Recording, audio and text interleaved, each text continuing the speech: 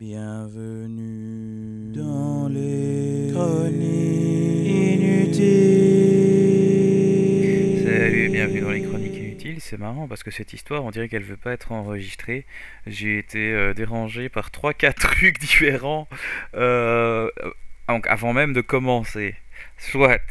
J'espère que ceci c'est bon. Coûte que va pas nous ennuyer plus longtemps.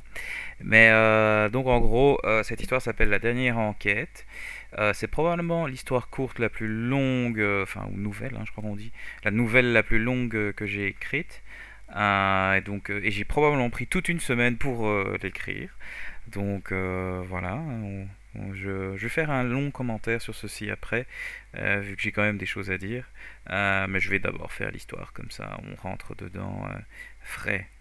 On y go. Un matin, le détective du Terrier est mis à la tête d'une enquête. Il est bientôt retraité. Il est à son bureau, prêt à partir au laboratoire de la personne disparue, le docteur Lattès. Cholcan vient lui parler. Je suis désolé, vous êtes sûr que ça va aller dit Cholcan. Oui, oui, c'est juste une formalité. Je suis content que vous le preniez bien. Vous avez reçu combien de temps 1 mois, c'est beaucoup trop. C'est vrai, c'est bizarre. Non, non, j'ai l'impression qu'ils veulent que l'affaire s'étouffe. Ils espèrent que cette histoire sera oubliée d'ici là. Pourquoi ne pas impliquer la police locale Pourquoi m'envoyer moi là-bas Tout ça n'a aucun sens. Oui, peut-être. Faites attention à vous. Pourquoi C'est un village sans souci au bord de la mer. Voici le nom du village. Soleuil. Un nom comme ça m'évoque un petit village calme et insignifiant. Je devrais survivre cela. Oui, oui, pardon. Mais promettez-moi, n'en faites pas trop. Ne prenez pas de risques inutiles. Pourquoi tu me dis tout ça Cholcan baragouine. Il dit des mots sans rien dire, sans même bien les articuler. Duterrier réagit. C'est ma femme. Duterrier a vu juste. Oui, c'est bien elle. Mais je suis d'accord avec elle. Il ne vous reste plus qu'1 mois avant votre retraite. Ce serait dommage que...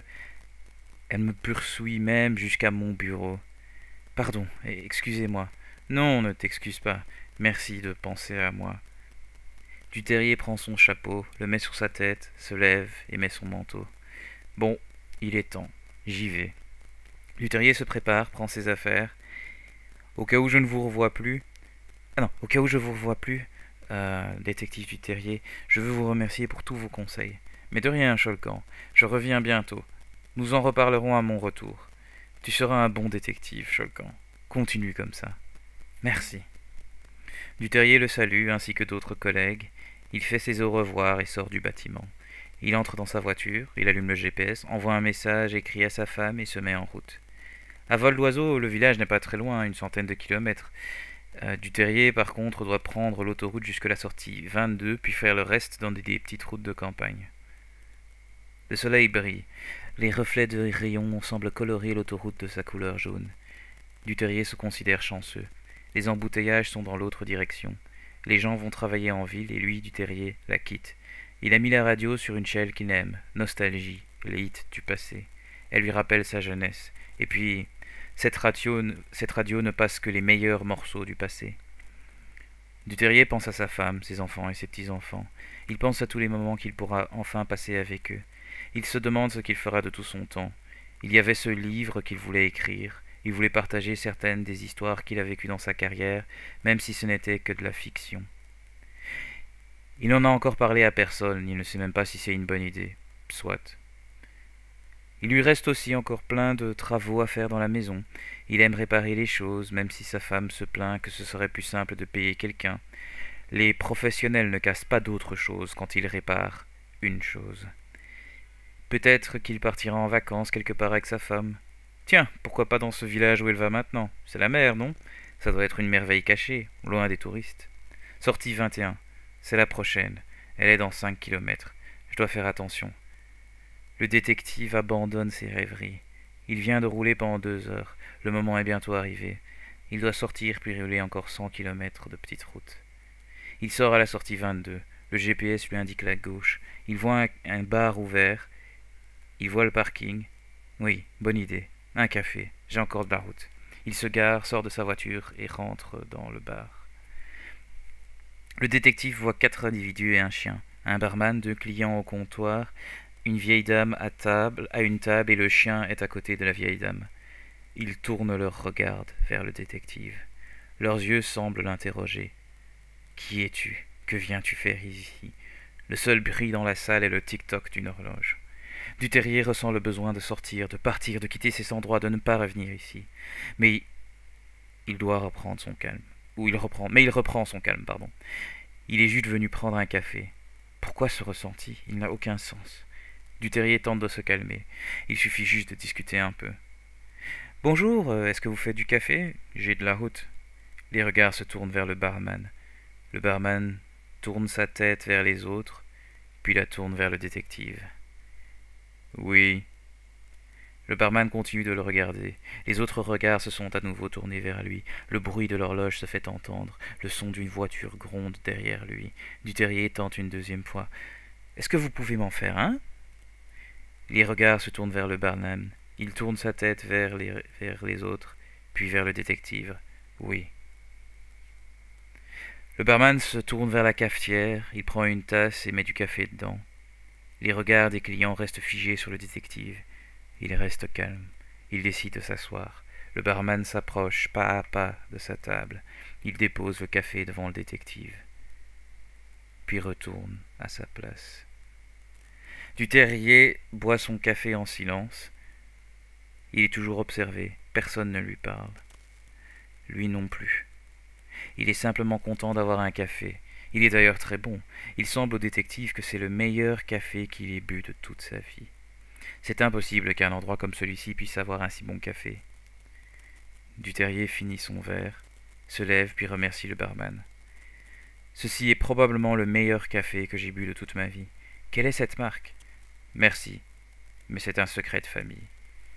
Duterrier est surpris de la vitesse de la réponse du barman. Il avait presque oublié à quoi ressemble une conversation normale. Il décide de lui laisser son secret. S'il le veut, il pourrait trouver la réponse par une recherche dans l'historique d'achat de ce bar. Vive les technologies modernes, se dit le détective. Si seulement tout le pays les appliquait, je ne devrais pas aller dans ce trou perdu. Au revoir et merci pour le café. Attendez, crie la vieille dame. Le détective se retourne. Oui? Vous n'allez pas à Soleil par hasard? Si. Non, monsieur, retournez d'où vous venez. Il n'y a rien à faire là-bas. Je vous crois, madame, mais j'y vais pour mon travail. Non, travaillez ailleurs. Je ne peux pas. Une personne est disparue à Soleil. Une personne est disparue? A répété le barman. Les deux du comptoir et le barman ont commencé à rire. Qu'est-ce qu'il y a de si drôle? Demande le détective. Le barman répond. Une personne est disparue? Le barman regarde le détective dans les yeux, comme s'il attendait un rire de sa part, puis change son regard. Non, vous ne pouvez pas la comprendre, détective. Le détective était surpris. Comment a-t-il deviné mon travail? Essayez de m'expliquer, je veux bien rire avec vous. Non, détective, vous ne pouvez pas. J'écouterais la dame si j'étais vous. Elle faisait quoi, la personne qui est disparue? Demanda des hommes au comptoir. Scientifique, et c'était un vieux presque retraité, répond le barman. C'est quoi un scientifique? Demande l'autre du comptoir. Quelqu'un qui cherche à trouver la vérité en observant ce qu'il se passe devant lui. Il tourne sa tête vers le détective, un peu comme vous, détective. Le chien aboie. Les regards se fixent à nouveau sur le détective. Le chien continue d'aboyer. Le détective sort du bar. Les nuages ont obscurci le soleil. Il fait gris. Une goutte tombe sur le visage du détective. En se tournant vers le bar, il voit les visages des deux hommes du comptoir. Ils ont quitté leur comptoir pour venir le regarder par les fenêtres. Duterrier n'a pas de temps pour cela. Il va vers sa voiture, même s'il continue de le regarder. Il entre dans sa voiture et prend directement la route de Soleil. Quelle bande de demeurés! J'en ai déjà marre. Il faut que je finisse cette affaire au plus vite. Duterrier continue sa route. Le GPS dit que cela prendra 3h30 pour y arriver. La pluie tombe de plus en plus fort. Elle commence à lui bloquer sa vue. Il ne peut pas rouler aussi vite qu'il aimerait. La radio chante un morceau qu'il n'a jamais entendu. Ah, je dois chanter? Ouais, allez, je vais chanter. Je ne veux pas de pluie dans notre amour. Je veux rentrer au soleil. Je dois abandonner ce chemin. si je veux vivre avec toi. Quelle chanson bizarre. 1 heure passe. Il lui reste 3 heures de route selon le GPS. La pluie l'empêche d'aller plus vite. Il espère qu'elle finira bientôt. Le tonnerre qui a résonné a tué cet espoir. Duterrier arrive dans une forêt. Il n'y voit pas très bien, il n'y a que 2 bandes, celle qu'il suit et l'autre pour rentrer chez lui. Une voiture apparaît, le détective freine brutalement. Aucun accident. Il regarde devant lui, c'est un embouteillage, exclusivement sur sa bande. D'autres voitures arrivent derrière lui. Il est effectivement bloqué. Il attend 1/4 d'heure. Rien ne bouge. Un autre morceau qu'il ne connaît pas. Quand la route est bloquée, il faut abandonner. La vie peut être dure, mais pourquoi rouler contre un mur? Non, le détective a une mission. Il allume et place sa sirène sur le haut de sa voiture. Il roule sur l'autre bande et avance. 1 kilomètre plus loin, une famille de chèvres se trouve sur la route. Il bloque toute la circulation dans les 2 sens. Ces chèvres ont trouvé le seul endroit où la pluie ne tombe pas.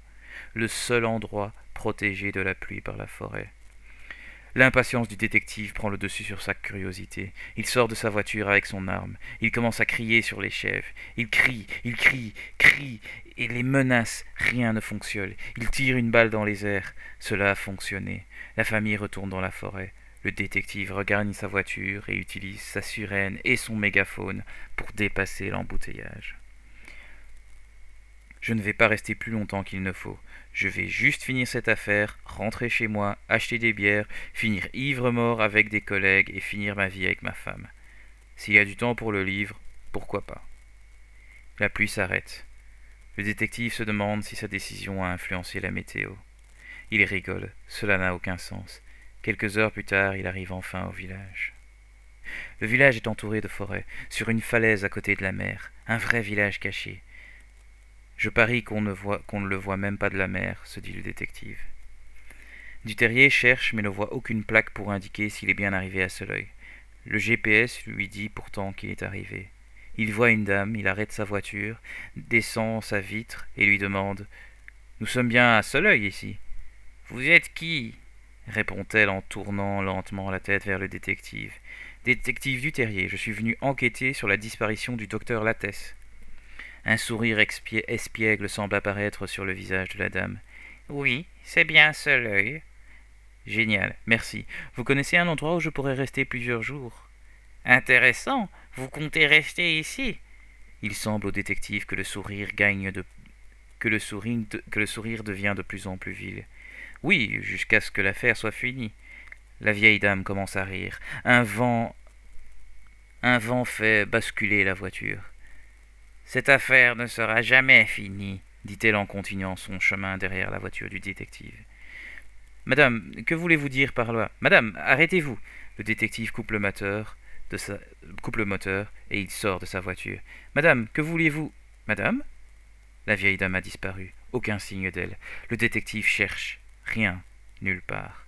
« Elle est à qui, cette voiture ?» Un coup métallique retentit juste après cette phrase. Le détective se tourne vers sa voiture. « Hey, qu'est-ce que vous faites? Savez-vous qui je suis ?» dit le détective en s'approchant d'un homme rempli de furoncles frappant sur sa voiture de fonction. « Non, » lui répond l'homme avec l'indifférence la plus complète. « Je suis le détective fédéral Duterrier, et vous venez d'enfreindre la loi en vandalisant cette voiture. »« Vandalisant ? Vandalisant ! Vous avez frappé sur la voiture. »« Bah oui, je savais que ça allait attirer le propriétaire. »« Mais que... Vous avez enfreint la loi, je pourrais vous arrêter. »« Mais pourquoi m'arrêter? Je ne suis pas en train de courir ou quoi? »« Non, vous arrêter, vous mettre en prison, au cachot, vous priver de votre liberté. » Je comprends rien. Écoutez, je voulais juste vous dire que les chèvres vont bientôt arriver et elles adorent grimper et chier sur les voitures. Ne changez pas de sujet, sortez vos papiers. Mes papiers? Vous devez écrire quelque chose? Je n'ai pas de stylo par contre. Non, votre carte d'identité. J'ai des cartes chez moi, mais je ne crois pas que j'ai une carte de cette ville. Quoi? Identité, c'est ça, la ville identité. Je n'ai pas de carte pour cette ville. Par contre, s'il vous faut une carte du village, vous pouvez... Cette interaction continue un bon moment. Le détective ne voit pas la famille de chèvres qui grimpe sur sa voiture. Les chèvres donnent à la voiture une nouvelle couleur. Le comportement que vous montrez est... Ah, trop tard. dit l'homme en pointant vers la voiture. Le détective se retourne. Une famille de chèvres s'est installée sur sa voiture de fonction. Des boules brunes et parfumées se sont collées sur son toit, le pare-brise, le capot et le coffre. « Je vous l'avais dit, elles adorent grimper sur les voitures et se décharger. Vous ne vouliez pas m'écouter, toujours à parler de cartes, de papier ou de loi. Enfin soit, bienvenue à Soleil. Pour les cartes, vous pouvez demander à un peu tout le monde. Vous pouvez demander un peu à tout le monde. Pour le papier aussi. Par contre, pour l'oie, j'irai au village d'à côté. Il y a des oies là-bas. » L'homme tape sur le dos du détective. « Ce n'est pas grave, monsieur Duterrier. Je peux vous appeler par votre prénom? Détective, c'est ça ?» Le détective ne répond pas. Il ne sait pas comment il pourra expliquer tout ça au bureau. Le mec voulait m'aider, il m'a prévenu. Il a peut-être utilisé une méthode un peu brutale, mais il m'a prévenu. Ne vous inquiétez pas, monsieur Duterrier, une bonne pluie et tout sera parti. Je peux vous inviter à boire ou manger quelque chose? Le détective reprend ses esprits. Il continue de fixer les chèvres. À qui appartiennent ces chèvres? Je ne sais pas trop. Enfin, je dois être honnête, j'ai pas trop compris la question. Le détective met ses doigts contre ses yeux et les masse. Cela semble le calmer. Il accepte l'offre.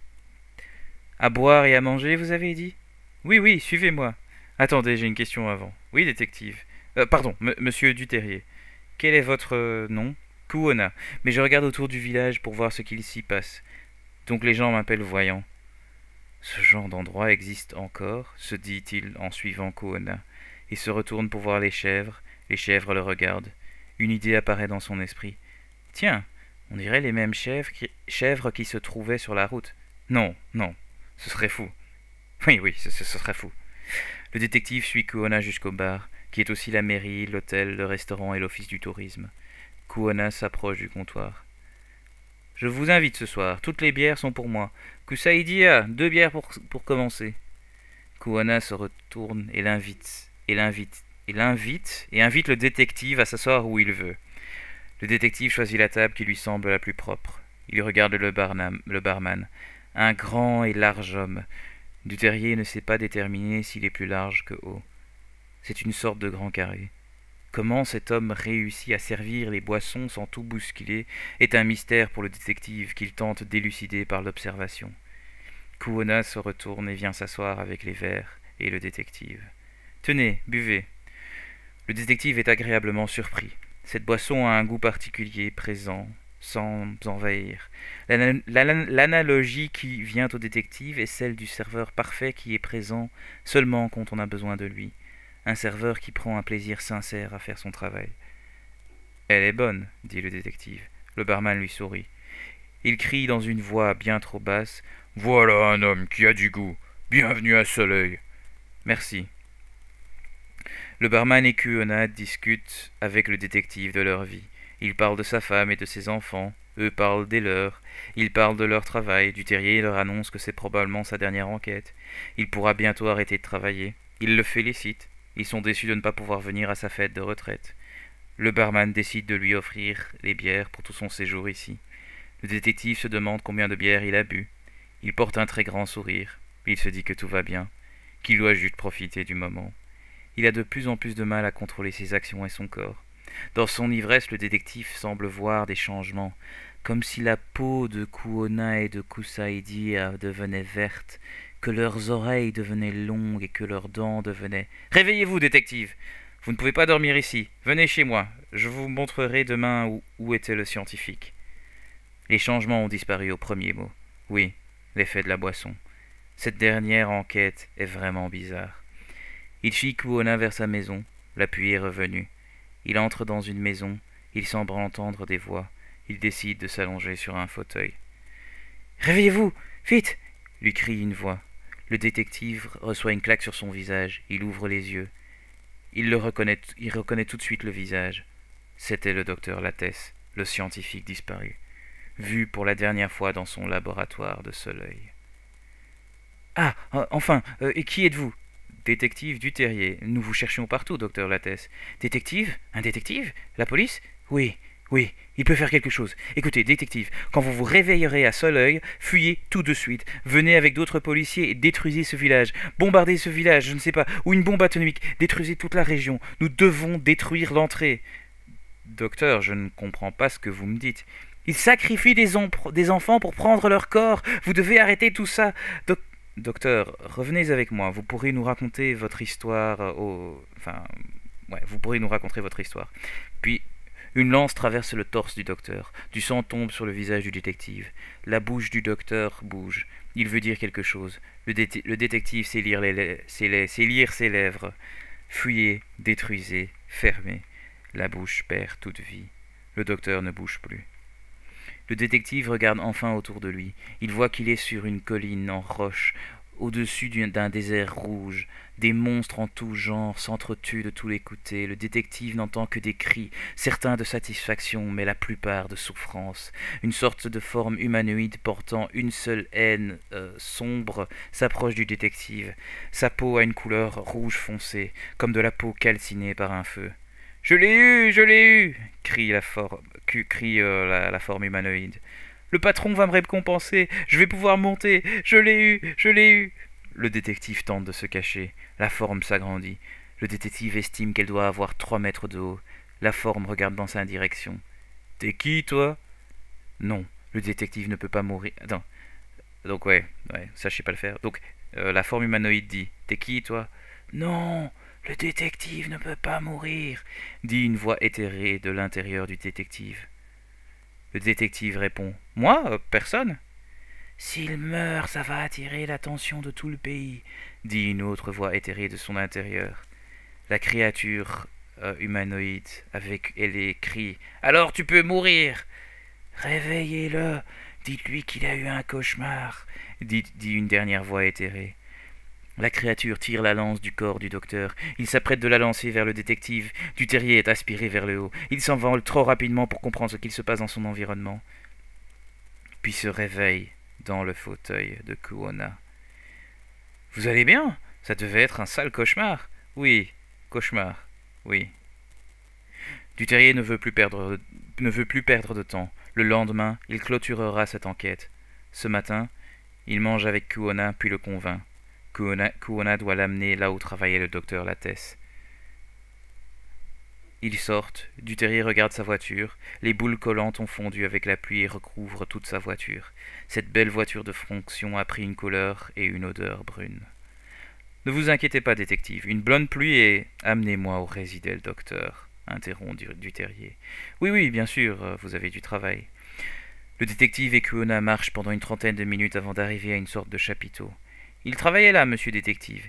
Il venait seulement au village pour manger. Je me demande si... Merci, Kuona, tu peux me laisser travailler, interrompt Duterrier. Vous n'avez pas besoin d'aide? Non. Ceci est une enquête policière. Les civils ne peuvent pas aider. Kuona est frustré.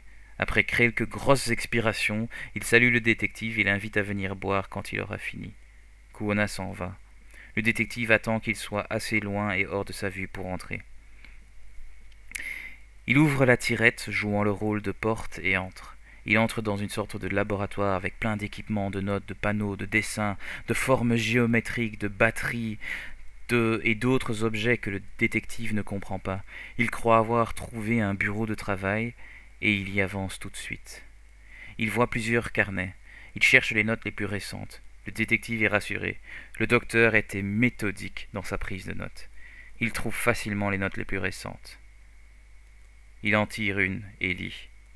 Personne ne me croyait. Tout le monde disait que ce n'était que des anomalies magnétiques de la région. Je l'ai prouvé. Quand on regarde l'évolution des formes des champs, cela n'est pas une anomalie ou un accident. Des forces que nous ne comprenons pas gardent cette anomalie en place. Je réfère aux résultats des analyses des mois. Il faut appeler des scientifiques. Se dit le détective.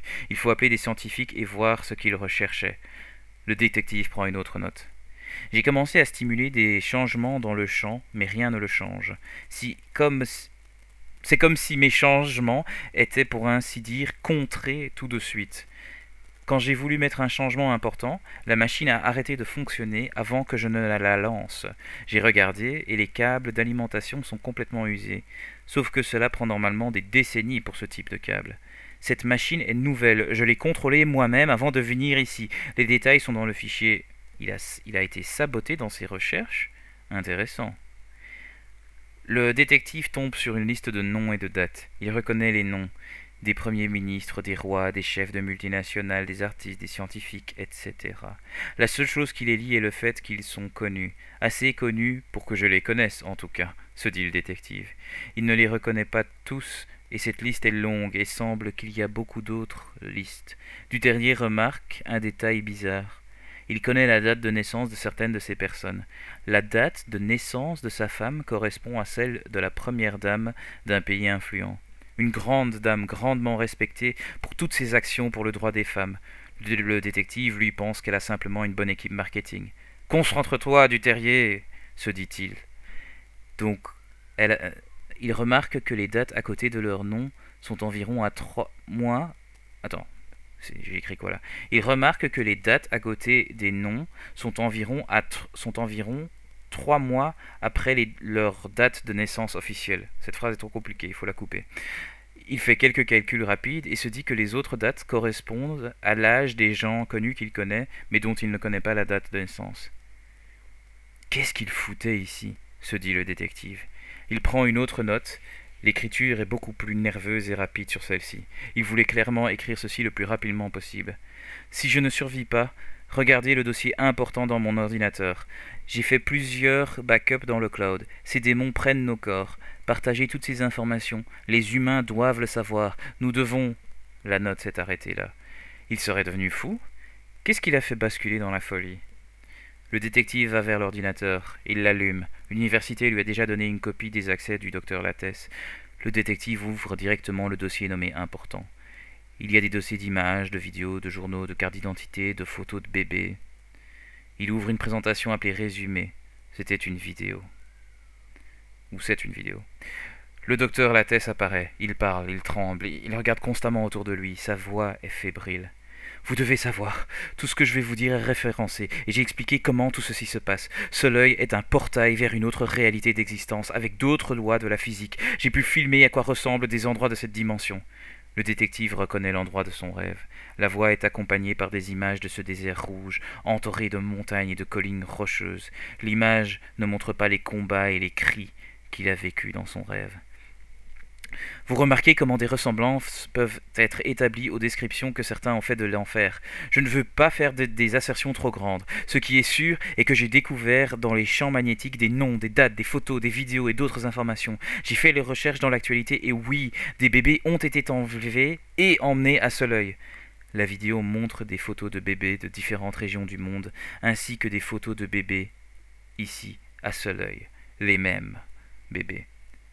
Je ne sais pas pourquoi, mais les bébés doivent avoir 3 mois pour le rituel. Le rituel est détaillé dans mes documents. Le résultat est que le fonctionnement du cerveau en est changé. Le flux électrique original est effacé par un nouveau flux. Le champ magnétique montre les rituels réussis et les ratés. Le nouveau flux neuronal correspond au flux des esprits de cette dimension. Pour résumer, ils nous envahissent. Je ne sais pas pourquoi, mais ils ne peuvent pas avoir d'enfants. Ils ont besoin d'un approvisionnement de bébés régulier. Tout ceci est fou, non? Une nouvelle voix. Elle venait de la droite du détective. Il tourne petit à petit, très lentement son visage. Il voit un homme ou une femme. Il ne pouvait pas le déterminer. Elle ou il était très belle.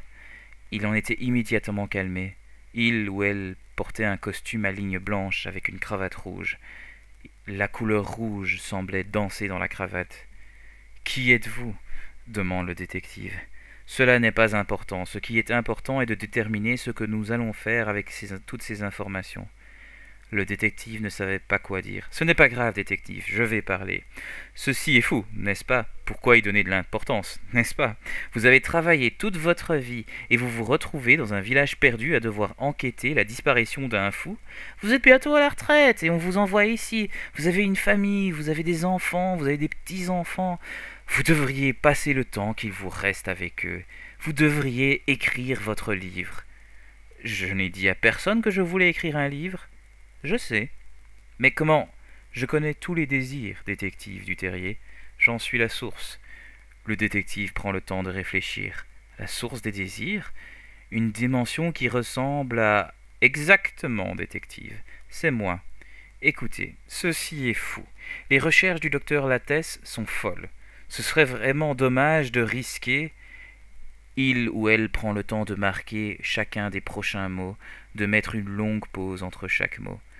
de risquer sa vie, sa famille, ses amis, ses collègues. Il ou elle laisse un silence plus profond. La gravité de cette phrase touche le détective. Il rend son attention à lui. Risquer tout ça? Pour une folie? Non. Soyons raisonnables. Je vous propose un marché. Merde!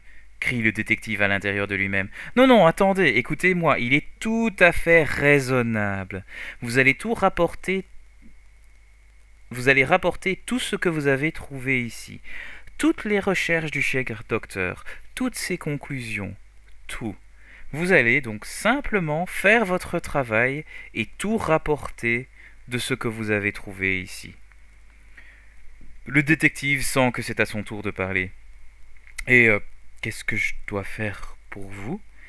Rien du tout. Simplement suivre votre premier instinct.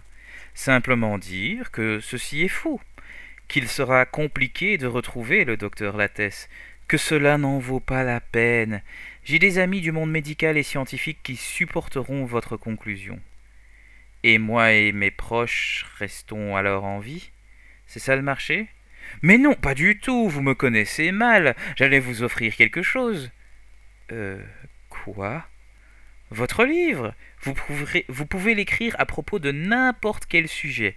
Vous écrirez exactement ce que vous voulez. Je vous promets qu'il sera un succès. Je vous promets que les gens vont l'adorer. Je vous promets que les gens vont l'étudier. Je vous promets que les gens vont vous vénérer, vous et votre travail. Et en plus de ça, vous pouvez écrire sur n'importe quoi, lui dit-il en faisant un clin d'œil dans sa direction. Il ou elle commence à disparaître. Et ne vous inquiétez pas, détective, vous ne devez pas décider maintenant. La forme disparaît. C'est vraiment dommage qu'il soit tombé sur notre portail et pas un autre. Il avait un réel potentiel, ce docteur Lattès. Il n'a pas eu de chance. Ne laissez pas sa malchance détruire votre vie. Un temps passe. Quand le détective regarde enfin sa montre, il se rend compte qu'environ 20 minutes viennent de passer. Il va à l'ordinateur et copie toutes les informations sur une clé USB. Il prend quelques photos, notes et documents. Il est prêt à retourner chez lui. Il sort du chapiteau et avance vers sa voiture. Il la retrouve comme toute neuve. Kuona s'approche du détective. Le patron m'a dit que vous allez bientôt partir et que vous venez de discuter. J'espère que vous avez apprécié ce l'œil. Vous voulez quelque chose pour le retour? Café, bière, à manger? Non, merci, répond tout de suite le détective. Le détective entre dans sa voiture. Attends. Ouais, ok. Le détective entre dans sa voiture, la démarre et prend la route pour chez lui. Il va tout de suite au bureau. Il veut trouver un nom dans les listes qu'il a ramenées du chapiteau. Il le trouve assez vite. Il entre dans le bureau du commissaire et lui donne la clé USB. Alors, Duterrier, que pensez-vous de cette affaire? Je ne sais pas. Comment ça, vous ne savez pas?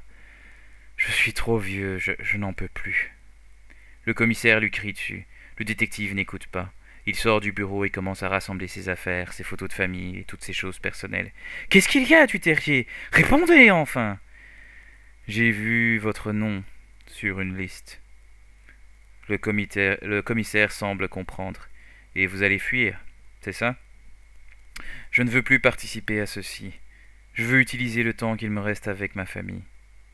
N'avez-vous pas peur de sa réaction? Le détective ne répond pas. Le détective ne répond pas. Oui, il ressent la peur. Il a vu l'autre côté. Il a vu ce que c'est. La seule chose qu'il sait est qu'il ne veut jamais retourner là-bas. Duterrier dépose la clé de la voiture, son badge et son arme sur son bureau devant le commissaire. Il regarde le commissaire une dernière fois. Quoi? Vous avez quelque chose à me dire? Non. Duterrier n'avait rien à dire. Il voulait voir s'il pouvait reconnaître le démon dans un corps humain. Il lui semble que non. Il croyait pouvoir le détecter. Mais il n'est peut-être pas un si bon détective que ça.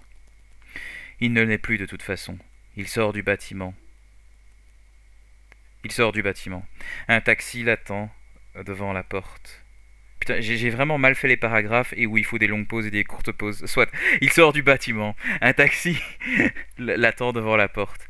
Il sait que le taxi est pour lui. Non, il ne veut pas regarder à l'intérieur. Il veut hein? Il veut en finir avec toutes ces histoires, hein. J'ai pas bien édité. Monsieur Duterrier. La voix semblait lui calmer son âme. Elle venait du taxi. Ne voulez-vous pas avoir une petite discussion? Il tourne sa tête et voit un vieux vêtu de vêtements pourris, mais des yeux tellement bleus que Duterrier pouvait plonger dedans et se reposer dans leur chaleur pétillante. C'était la voix de ce vieux. Allez, venez. Deux ailes dorées étincelantes apparaissent derrière le conducteur. Il lui fait signe avec ses ailes de venir dans le taxi. Je vais vous amener chez vous. Duterrier ouvre la porte et entre. Le conducteur prend la route. Il semble connaître le chemin. Duterrier remarque qu'il n'a pas donné son adresse. Il demande finalement au conducteur « Êtes-vous... » Ce n'est pas important ce que je suis. Ce qui est important est que vous avez refusé son offre. Vous êtes maintenant sous notre protection. Oui, enfin, pas vraiment. La voix de la forme androgyne. Il ou elle est apparu sur le siège passager. Duterrier n'a rien vu. Ne l'écoutez pas, monsieur Duterrier. Mon offre est toujours là, hein. Vous remarquez à quel point il est désespéré. Désespéré? Je contrôle cette dimension. Comme cela vous a été assigné. Oui, mais je fais mes propres règles. Je fais ce que je veux de ce monde. Nous l'avons remarqué. Soit, monsieur Duterrier, reprend l'androgyne. Si vous écrivez ce livre, j'en ferai un succès. Je n'ai plus rien contre vous, répond le détective. J'ai donné la clé USB et j'ai abandonné mon boulot. Pourquoi voulez-vous garder cette offre? Très bonne question, commente le conducteur. Je devrais peut-être vous montrer ce qu'il arrive aux gens qui acceptent ces marchés. Non, crie l'androgyne. Le conducteur tape dans ses mains. Les trois sont dans une salle avec plein de tables peuplées d'humains. Voilà les gens qui acceptent son marché, dit le conducteur. Ils devraient rêver la nuit, mais ils sont bloqués ici. Ils ne rêveront plus jamais. Franchement, interrompt l'androgyne, c'est pas mal, ils peuvent boire et manger ce qu'ils veulent. Destinés pour le reste de leur vie à passer leur sommeil. Le conducteur fait signe au détective de se... Et ouais, donc destinés pour le reste de leur vie à passer leur sommeil ici. J'ai oublié un mot, bravo François. Donc destinés pour le reste de leur vie à passer leur sommeil ici. Le conducteur fait signe au détective de se tourner. Et une fois la mort arrivée, dit le conducteur, une porte se trouvait derrière eux. Elle s'ouvre et aspire certaines personnes de la salle. Seules certaines personnes sont affectées par l'aspiration. D'autres continuent de boire et de manger comme si rien du tout ne se passait. Le détective regarde à travers la porte. Il voit à nouveau ce désert rouge et rocheux et les formes qui se battent.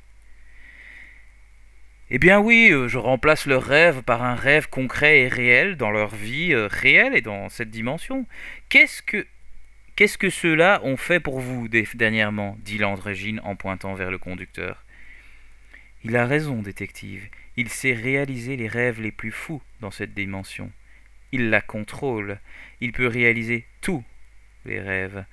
Si votre terre était la seule dimension existante, ce deal ou ce marché serait alléchant, même pour moi.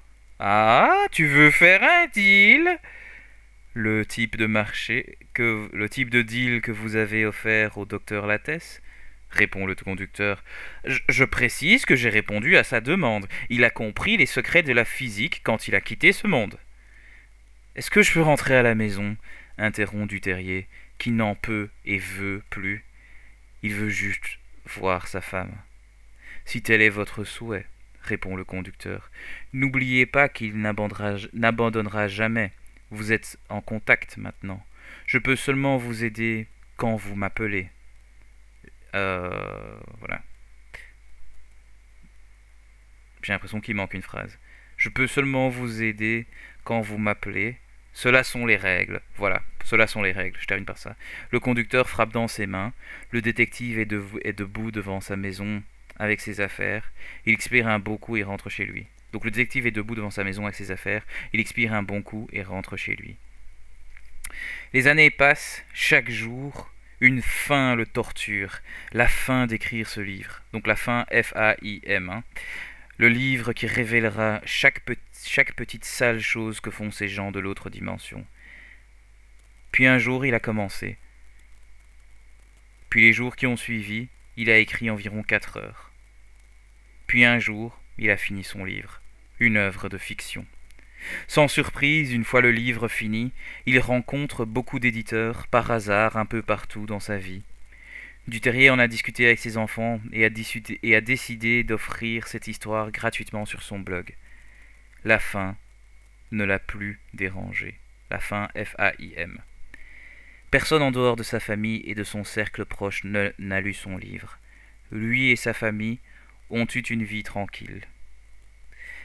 On lui a demandé un jour d'où il a tiré cette histoire. Il donne la réponse que la plupart des auteurs donnent à cette question. Je me suis inspiré de la réalité. Et donc voilà, c'était ça l'histoire, elle était un peu longue, et donc qu'est-ce qui a inspiré cette histoire, vous vous demandez peut-être, parce que bon, je conclus littéralement avec cette phrase-là, c'est que récemment, il y a un petit article qui est passé comme ça sur... Enfin, que j'ai vu, en tout cas je suis tombé dessus, je sais pas comment je suis tombé dessus, c'est que Marc Dutroux, en fait, pour pouvoir discuter d'une libération conditionnelle, il a commencé à révéler ou à dire, oui, en fait, tous les kidnappings que moi j'ai fait, c'était des trucs commandités, en fait. Donc voilà, j'ai trouvé ça intéressant, donc Marc Dutroux a dit à son avocat et à la justice, oui, en fait, c'était des trucs commandités. Et donc moi en tant que créatif j'ai fait ce qu'on appelle un brainstorming, hein, et j'ai fait l'exercice de brainstorming qui s'appelle le et si. Et quand tu fais l'exercice et si, donc l'idée de cet exercice de brainstorming c'est quoi? C'est tu vas jusqu'au bout, donc tu prends une idée complètement loufoque, et là maintenant je suis parti du principe et si c'était vrai. Ce qu'il dit. Et puis j'ai creusé, tiens, et si c'était vrai, comment est-ce que ça fonctionnerait, comment est-ce que c'est en place, etc. Et donc voilà. Bon, j'ai fait plusieurs et si, hein. J'ai pas fait juste le et si. Voilà, je suis pas chaud d'aller regarder toute l'histoire de, je sais pas moi, enfin toutes ces filles qui ont disparu à l'époque où moi j'étais un enfant aussi, donc c'était quand même une histoire ça. Et donc voilà, j'étais pas chaud d'aller faire des recherches pour ça, vu que de toute façon l'exercice c'est d'écrire une histoire courte par semaine. Donc j'ai fait mon propre univers, mais il n'empêche que du coup j'ai quand même ajouté quelques autres et si. En fait j'ai un pote assez proche qui, tout comme moi, enfin un pote assez proche, comment dire, c'est-à-dire que c'est quelqu'un que j'ai rencontré en voyage, avec qui je suis encore en contact, et ouais, je discute avec lui quand j'ai besoin de discuter de trucs un peu plus personnels ou quoi. Et en fait, ce gars, il m'a dit que au Népal, quand lui, il était au Népal, ce qui s'est passé, c'est qu'une fois, il était comme ça à une espèce de convention ou conférence, et qu'un jour, un gars est venu chez lui et lui a dit « Eh, mais tu sais quoi, t'aimes bien, you like girls », tu vois, donc girls, tu vois, en anglais, donc ça veut dire filles, t'aimes les filles, tu vois. Et il dit « Ouais, pourquoi pas », donc un gars un peu ouvert, quoi, enfin... Tu vois, genre ouvert à l'aventure, quoi. Ouais, pourquoi pas. Quelle aventure tu me proposes, quoi. Et qu'en gros, le gars ensuite il dit, ah, come, we're gonna go meet girls, tu vois. Et que le gars, en fait, ils vont ensemble, ils suivent tout un chemin. Lui, il s'attendait, ah bah cool, je vais avoir un massage avec un truc en plus et tout. Tu vois, il s'imagine les trucs dans le genre. Et donc, il suit tout un chemin où ils entrent dans une maison. Et puis, en fait, il y a un souterrain. Ils sortent dans une sorte d'autre cave où il y a juste vite fait, où il n'y a même pas de porte où tu peux sortir. Il y a juste un peu de lumière et de l'air qui passe. Et il dit, et en fait, ce qu'il avait devant lui, c'était une sorte de fil de quoi, une dizaine de filles qui devaient être entre 6 et 12 ans, et que le gars lui dit non mais choisis celle que tu veux, et que lui il a pété un câble, quoi. Et donc moi quand on s'est rencontrés, moi je disais moi je kiffe le Népal, quoi. Tu vois, moi j'ai bien aimé, et donc le gars il disait ouais non, moi j'ai ça, du coup moi j'ai vécu ça, du coup laisse tomber, quoi. Et que le gars en fait il a dit laissez-moi sortir, je vais rien dire mais laissez-moi sortir, je veux dire j'ai rien envie d'avoir à voir avec vous, vous êtes des connards, voilà. Et qu'ils l'ont laissé partir, etc. Alors moi j'y croyais rien, j'y croyais pas du tout dans cette histoire. Et en fait ce qui s'est passé c'est que, donc je vais peut-être, je vais pas expliquer où et où, mais en fait j'étais au Népal, j'ai quitté le Népal pour un certain pays, et puis je suis revenu au Népal par après, pour une raison que je vais peut-être pas spécifier parce que c'est pas important. En fait ce qui s'est passé c'est que pour renouveler mon visa, je suis allé à genre un espèce de truc du gouvernement, quoi. Et donc moi je suis là, il est quoi? Il est 11 h, moi je suis là dans la file d'attente.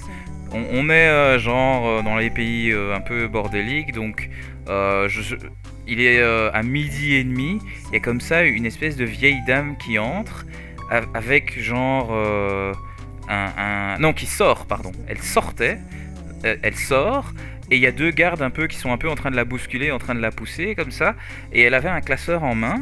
Et c'est en mode, elle était en train de crier des trucs du style ouais mais voilà, mais je vous apporte des preuves comme de comment tous ces mecs ils font pour kidnapper. Je vous ai montré des preuves de où ils vont, de qu'est-ce qu'ils disent, de comment ils amènent les enfants de gauche à droite, etc., de où ils les stockent, de où ils font.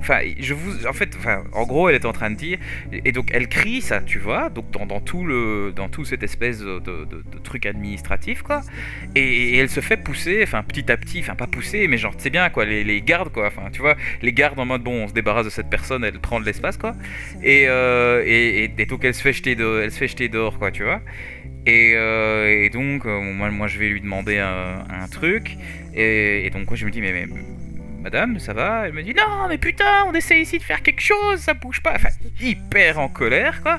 Et donc, tu vois, on est là, on essaie de faire quelque chose, ça bouge pas. Et se dire que putain, c'est ces gens du gouvernement qui sont censés faire quelque chose, ils sont corrompus aussi, ils se font de l'argent aussi, probablement. Tu vois, elle continue son machin. Et je lui demande pourquoi elle travaille. Ouais, elle travaillait pour une ONG quand même assez connue dans le monde des enfants. Peut-être pas la plus connue. Donc si vous pensez à celle en bleu avec celle de la Terre, non, c'est pas celle-là. Il y en a d'autres pour les enfants et tout. Et que ouais, elle commence à déballer des trucs et tout. Et que bon, finalement mon ticket est arrivé. Donc j'ai comment on dit ça, j'ai été prendre mon visa et j'ai laissé partir la dame, quoi. Enfin, moi dans mon histoire, j'étais là, ok. Le Népal, il est drôle comme pays, mais il y a quand même des côtés très obscurs là-dedans. Et puis par après, en rentrant, je me suis quand même un peu informé, pas très longtemps, mais quand même un peu. C'est qu'en fait, c'est qu'il y a comme ça des espèces de capitales comme ça de la pédophilie, hein. Donc des endroits où on peut clairement aller et trouver facilement une fille ou un garçon de tel ou tel âge, etc. Parce que le gouvernement est un peu fucked up et qui permet ce genre de choses, etc., quoi. Donc voilà. Je ne sais pas qui écoute, je ne sais pas qui ou quoi est à quel point au courant, mais donc en effet, la pédophilie, c'est dans des endroits plus ou moins... Enfin bon, ça m'a... voilà. C'est-à-dire que quand j'ai entendu ce truc sur Marc Dutroux et comment c'était commandité, hein, et qu'il révèle que c'est commandité, moi j'ai fait plein de liens dans mon cerveau. Et j'ai écrit cette histoire, quoi. Ouais, peut-être que je vais faire un podcast avec le voyageur en question là, à propos de, pour qu'il raconte cette histoire là, parce que ouais, c'est quand même très intéressant. Qui raconte sa version peut-être de manière anonyme ou quoi. Et donc voilà, donc j'ai fait un et si, et donc j'ai fait le lien directement parce que moi parce que c'est ça qui... Enfin, pour moi, la pédophilie, c'est un challenge, c'est un défi en termes de... J'ai vraiment du mal, quoi.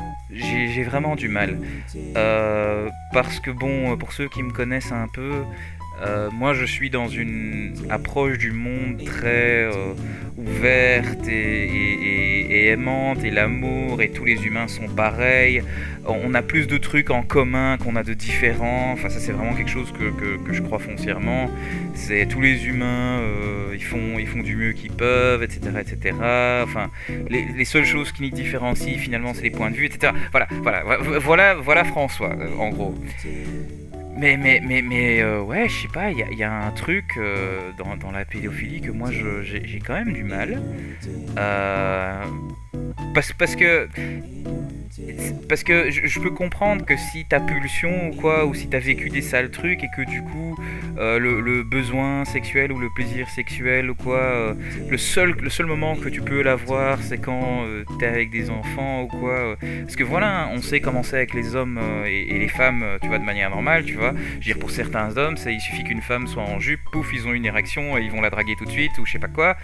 Bah, et donc j'essaye de m'imaginer le gars qui a le même truc, mais qui a ça pour des enfants. Oui, je peux concevoir que la personne, ouais, passe à l'acte. Oh putain, je me sens trash même à le dire. Je me sens sale rien que de le dire. Mais ensuite, il y a ce truc de... Là où je dis que j'ai vraiment du mal, c'est que... Alors peut-être que je dis ça parce que moi je suis ici et que j'ai pas les problèmes psychiques et tout ça que eux ont. Mais parce que peut-être que si je les aurais, bah, peut-être que je ferais la même chose, hein, je sais pas. Enfin je sais pas... Pardon. Je fais référence en fait à un documentaire sur Louis Theroux où il y a un gars où en fait il va parler à des pédophiles en fait, et en fait là, ce qui m'a étonné moi, c'est qu'en fait la plupart choisissent de se castrer en fait de manière chimique.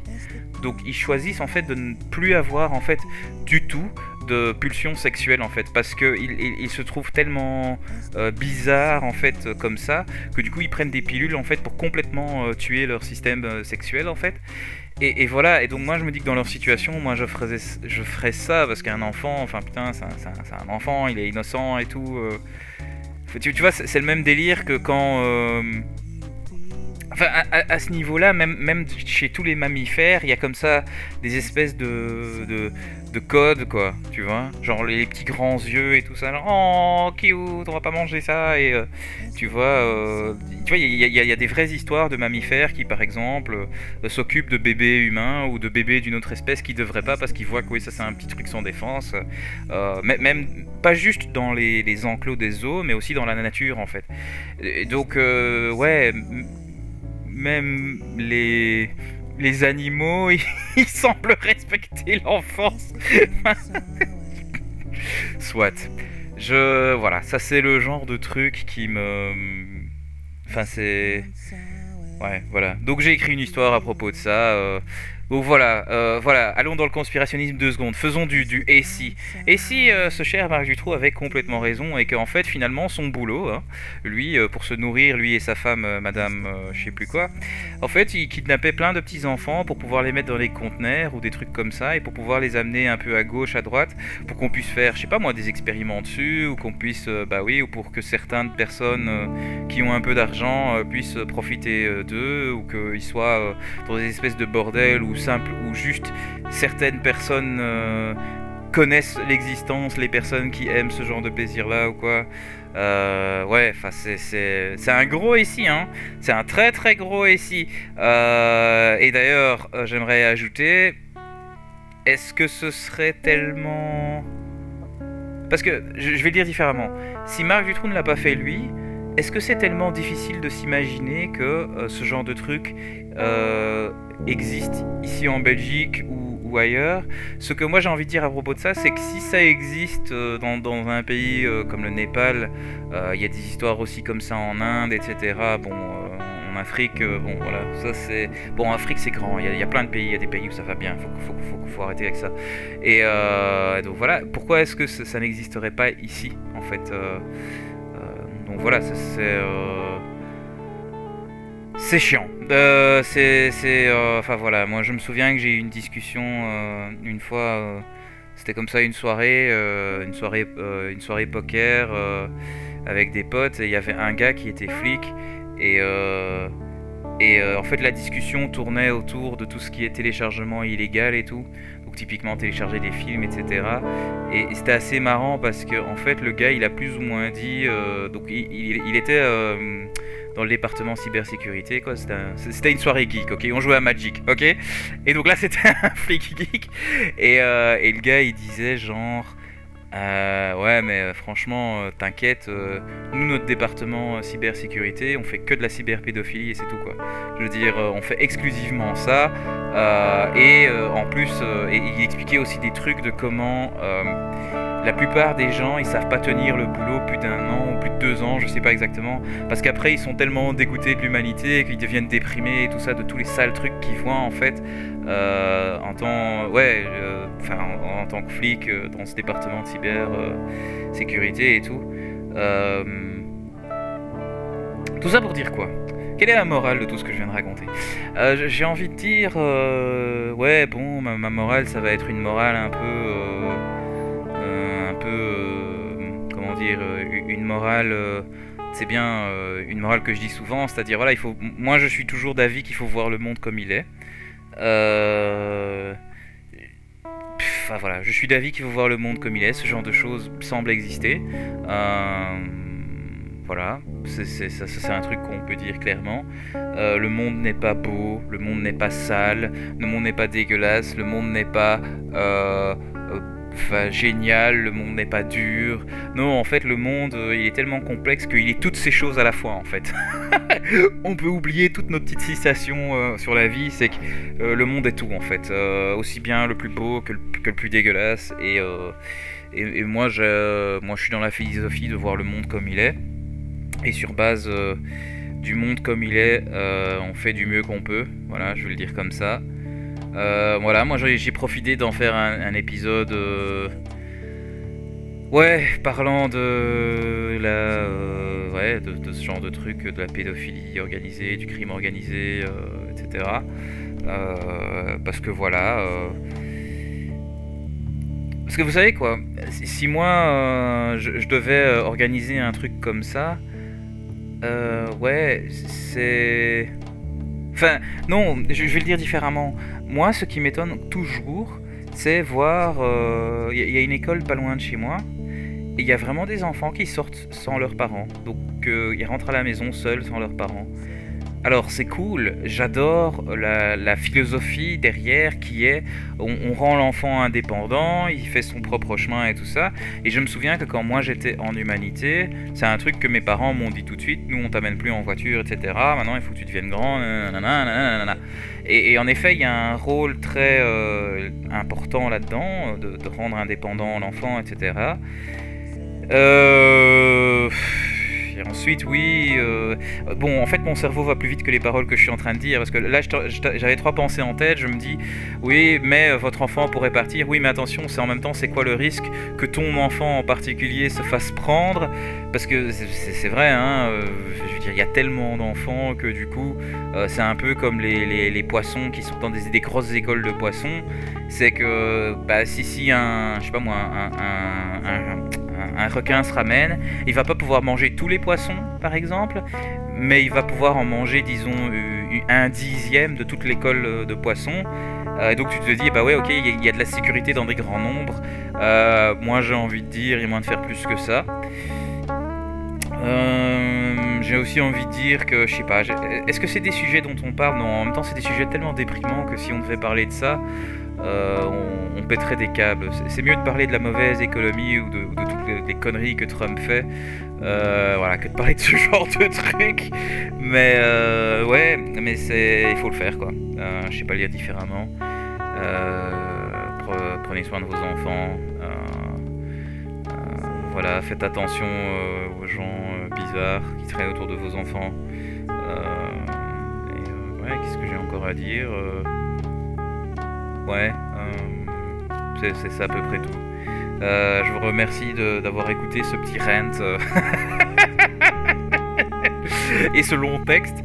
Mais voilà, j'espère que vous avez apprécié. Et c'est vrai que c'est plus long. Du coup, je parie que, comme la plupart des épisodes longs, il y a moins de personnes qui écoutent. Ça, j'entends quand même. Ça, je le remarque quand même. Mais donc, c'est pas grave. Hein, écoutez, j'avais envie de parler de ça. J'ai parlé de ça. Nom de Dieu, j'ai envie de parler. Liberté d'expression, le temps que ça existe encore, la liberté d'expression, avant que ça ne devienne automatisé par YouTube. Non, parce que c'est vrai, ils l'ont fait. Hein. Bon, soit, ça n'a même rien à voir avec l'histoire. Du coup, merci et à toutes, passez une bonne journée, soirée, matinée, kiffez la vie. Je veux dire merci de nous écouter, nous écouter, nous écouter. Merci de nous écouter.